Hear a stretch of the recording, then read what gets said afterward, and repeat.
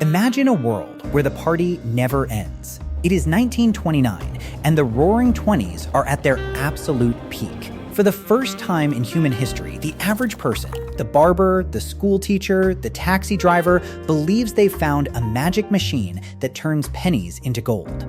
That machine was the New York Stock Exchange.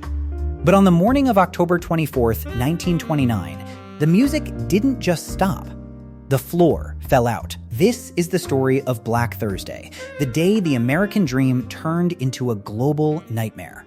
We are going to look at the greed that built the bubble, the panic that popped it, and those frantic hours where the world's richest men tried and failed to save the global economy.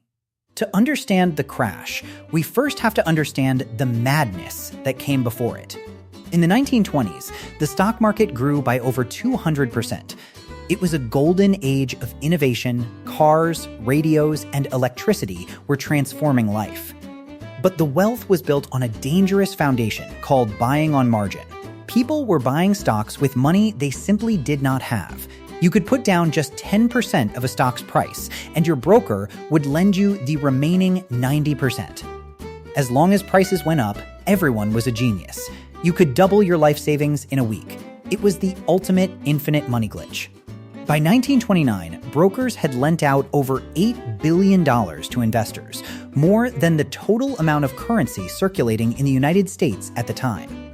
The air was getting thin, and while the professional elite began quietly exiting the market in September, the general public was still rushing in, fueled by headlines of endless prosperity.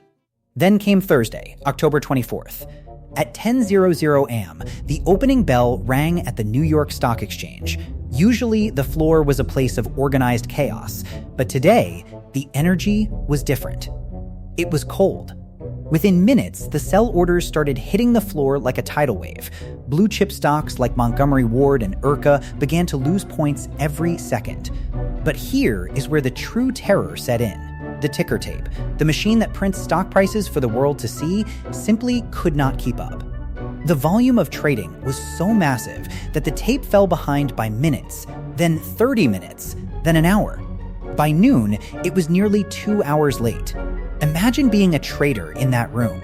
You are looking at a screen telling you your stock is worth $80, but in reality, someone on the other side of the floor just sold it for $40. You were flying blind into a hurricane. Outside on Wall Street, the atmosphere turned into a riot. Word had spread that the market was collapsing. Thousands of people gathered in the streets, staring up at the massive stone buildings of the financial district. Rumors spread like wildfire. Rumors that dozens of investors were jumping from skyscrapers. Rumors that the banks were closing their doors forever. The police commissioner had to dispatch a special force to keep the crowd from storming the exchange. The psychological grid of the American economy was shattering in real time. At 12 p.m., a secret meeting took place that would become legend. The heads of the most powerful banks, J.P. Morgan, Chase, and National City, gathered at 23 Wall Street. They knew that if the market didn't stabilize by the closing bell, the entire banking system would be dragged down with it.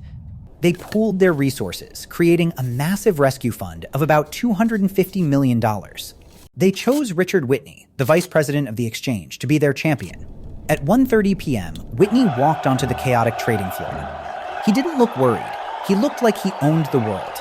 He marched to the trading post for U.S. Steel and, in a loud, booming voice, placed an order to buy 10,000 shares at $205, a price well above the current market. He then moved from post to post, placing massive buy orders for other major stocks. For a few hours, the strategy worked. The panic paused. The bankers' gamble had seemingly saved the day. But the victory was an illusion. The market closed that day with a record 12.9 million shares traded. While the bankers went home thinking they had plugged the leak, the rest of the country spent the night in terror. Over the weekend, the realization set in. The wealth was gone. The margin calls were coming.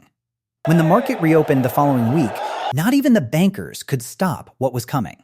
Black Thursday was just the first domino in a sequence that led to Black Tuesday, where the market didn't just dip, it disintegrated. The aftermath was a total collapse of the social contract. Because banks had used depositors' money to play the market, thousands of banks failed. People who had never bought a single stock in their lives woke up to find their life savings had vanished because their bank had gone bust. Unemployment exploded from 3% to 25%. The Roaring Twenties died on that Thursday morning, replaced by a decade of dust, hunger, and global struggle known as the Great Depression. Black Thursday remains the ultimate warning in the world of finance. It taught us that the market is not driven by logic or math, but by two primal human emotions: greed and fear.